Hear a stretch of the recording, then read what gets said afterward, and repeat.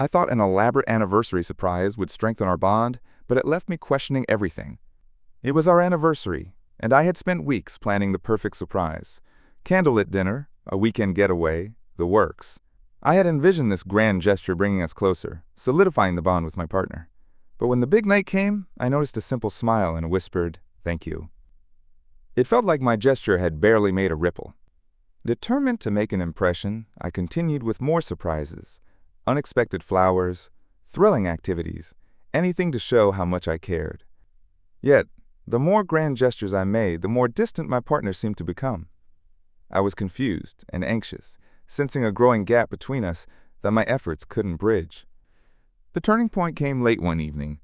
My partner, finally candid, told me that my constant planning left us with little time together.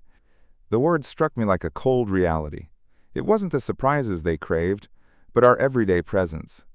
In that moment, I realized my absence in their daily life hurt more than any failed surprise could repair. At my lowest, I began to see how my misguided priorities might cost me the relationship. I felt adrift, realizing that my grand plans masked the real issue. I wasn't there when it truly mattered. A deep fear settled in. Could this end everything we had built together? In the midst of this despair, I made my choice.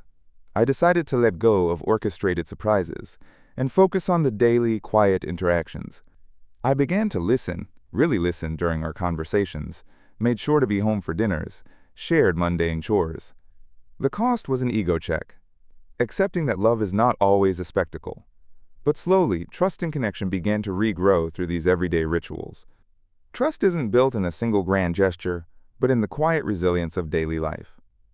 As I embraced our small, intimate rituals, I found a deeper sense of joy and fulfillment than any surprise could bring.